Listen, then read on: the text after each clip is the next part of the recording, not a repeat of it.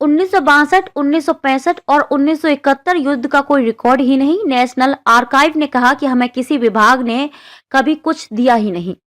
आपको सुनने में भले ही यह अजीब लगे, लेकिन सच यही है। राष्ट्रीय अभिलेखागार एनएआई के पास 1962, 1965 और 1971 के युद्धों और हरित क्रांति के रिकॉर्ड नहीं है।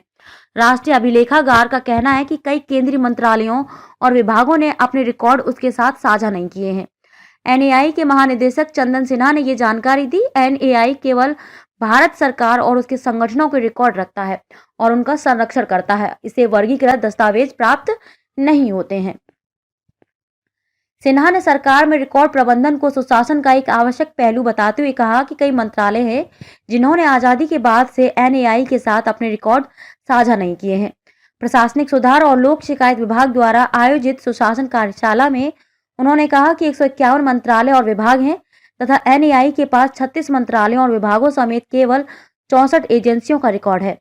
सिन्हा ने कहा कि इसका क्या मतलब है? इसका मतलब है कि भारत के राष्ट्रीय अभिलेखागार में हरित क्रांति का कोई रिकॉर्ड नहीं है, जिसकी हम हमेशा जय जयकार करते हैं। 1962, 1965 और 1971 के युद्ध का भी कोई रिकॉर्ड नहीं है। उन्होंने कहा कि कई ऐसे मुद्दे हैं जिन्हें आपके साथ साझा करते हुए मुझे बहुत दुख हो रहा है कि हमारे पास कोई रिकॉर्ड नहीं है।